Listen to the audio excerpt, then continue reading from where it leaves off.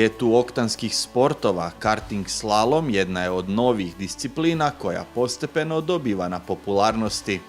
U subotu 6. lipnja na 5. katu Westgate Shopping Citya iznad prostora Go-kart centra West održano je premijerno natjecanje bodovano za prvo izdanje prvenstva Hrvatske u toj disciplini. Karting slalom je spada u kategoriju takozvani tehničkih disciplina koje su jeftine. Kad se govori o karting slalomu, onda je on jeftin toliko što ne trebate posjedovati svoje vozilo. Organizator je dužan osigurati vozila s kojima se vozi, što znači da u principu vozač ne treba imati ništa osim cipela, rukavica i malo vozačke sposobnosti. Naravno, oni koji mogu doći na treninge u okviru klubova svojih i koji to onda organiziraju i tako dalje. Procedura nam je na našim internet stranicama dosta jasno objašnjena. Da bi se moglo natjecati u sustavu prvenstva Hrvatske, naravno moramo imati izdanu nekakvu licencu s kojoj je plaćeno nekakvo osiguranje. To je ono što je uvjet da bi se moglo nastupiti na natjecanje. Treba biti član kluba i dolaziti na natjecanja. Bez svoje opreme, sve isključivo sa našom opremom. Jedno treba doći u dugim rukavima i dugim hlačama i to je to. Organizatori iz autokluba Racing Panda uz sportske izvoditelje iz autokluba Delta za natjecatelje su pripremili dva posebna ispita u dužini 230 i 200 metara s brojnim elementima koji su testirali vozačko umijeće mladih vozačica i vozača. Nema tu puno nekakve slobode za izmišljanje takvih nekakvih staza. Mi imamo zadanih to nekakvih 17, čini mi se, elementa koje smijemo koristiti i oni moraju biti takvi kakvi jesu. I onda ih mi možemo samo poslagati jedan za drugim na određeni način u ovisnosti od prostoru koji posjedujemo. Mi imamo dosta nekakav veliki i dosta otvoreni prostor pa se možemo dobro igrati. Tako da ja osobno jesam zadovoljan sa ispitima, nisu bili prespori, nisu bili prebrzi, bilo je dosta tečno. Ja sam jako zadovoljan sa time svime skupa kako je prošlo. Pa realno jako je fora, nisam uopće znao da će biti tak fora. Ja sam mislila da će biti ona puno teža zavo i sve, ali fakat je dobra. Prva staza mi je bila dosta teška, druga je bila puno lakša, drugu sam bez problema mogla, ali prva mi je bila dosta teška. Pa staza je super i mislim da je dobro to što se mijenja staza jer bi bilo malo glupo da je cijelo vrijeme ista staza. U prvoj stazi možda krug jer je bio uzak, a u drugoj stazi čak i nije ništa. Druga staza jako zanimljiva. Bilo je prethodnih godina nekoliko promotivnih karting slaloma u različitim gradovima kao što su Našice, Dubrovnik i tako dalje. A ove godine smo pokrenuli to na razini državnog prvenstva gdje vozači i vozačice su registrirani u klubovima, imaju sve one dokumente koje moraju imati prema zakonu o sportu i ovo je bilo prvo natjecanje za prvenstvo Hrvatske u karting slalomu. Na ovom natjecanju vozačice i vozači bili su podijeljeni u dvije klase.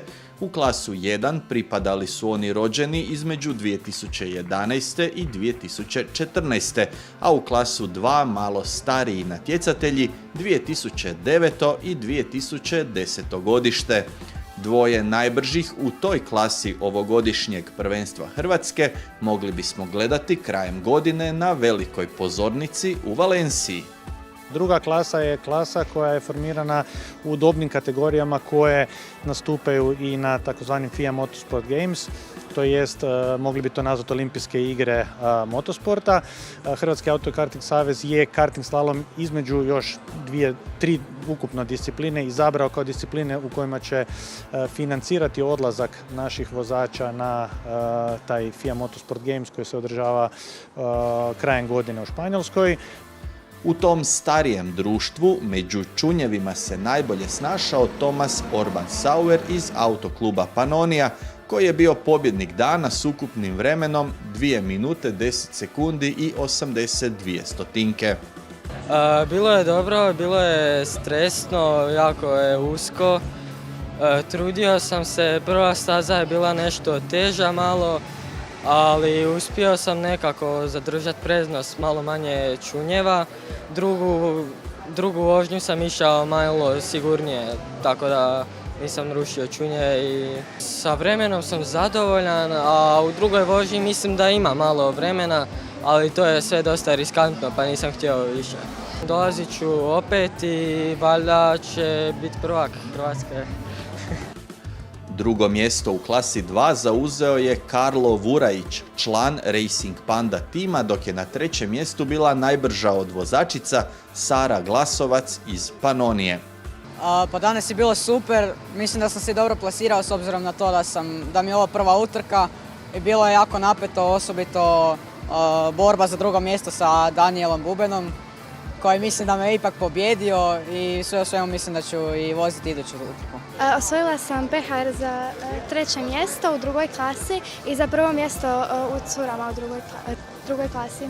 Zadovoljna sam, bilo mi je dobro. U klasi 2 još su se natjecali Lucija Čižmek, Jelena Bijukić, Tena Bogadi i Mateo Glasovac. Uvjerljivo najbrži vozač klase 1 bio je Daniel Buben iz autokluba Racing Panda. On je svojim rezultatom zauzeo drugo mjesto ukupno od svih natjecatelja. Jako dobro, stresno je bilo, zato je ono kao to prvenstvo Hrvatske pa je bilo zeznuto i nisam znao uopće da ću biti unutar top 3, ali evo, desilo se pa sam sad zadovoljan, sad čekam ove odgovore. Za što bolju poziciju u klasi 1 borili su se još Lea Gašparić, Borna Buntak i Lovro Vuković. Ja sam jako zadovoljna i sretna. Nisam očekivala ovo, ali evo. Bilo je napeto, teško, a i puno zavoja i provlačenja i slaloma. Samo što ja nisam na zadnjoj stazi bio znao najviše, pa sam skroz sve slupo. Pa jesmo zadovoljni malo smo pioniri u ovom sportu, morali smo organizirati to od početka do kraja, odradili smo to u suradnji sa odborom za karting sport, napravili smo to na nekakvom sportskom nivou s kojim ja jesam zadovoljan i mislim da smo postavili dobre temelje za budućnost ovog sporta.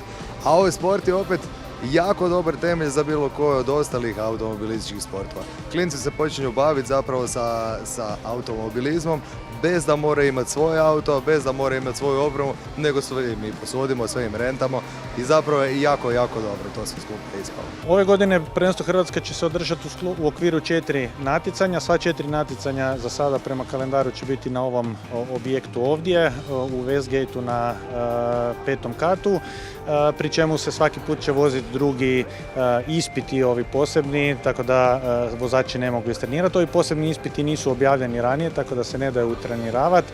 Oni se objave dan, dva prije samog natjecanja na stranicama HAKS-a, kako bi onda vozači eventualno se mogli upoznati, ali ne bi mogli to postaviti negdje i trenirati. Cilj je da se na neki način snalaze u tim novonastalim ispitima, da i tu pokažu onda svoje vozačke sposobnosti. Posebne zahvale svim svojim klubskim prijateljima koji su sudjelovali svako na svoj način da bi uopće došlo do ovoga. Kažem, pioniri smo i trebalo je tu dosta posla i bilo je tu uključeno dosta klubskih ljudi koji su nam pomogli na sve moguće načine. Iduće natjecanje prvenstva Hrvatske u karting slalomu na rasporedu je 27. srpnja, a svi zainteresirani vozači i vozačice itekako su dobrodošli.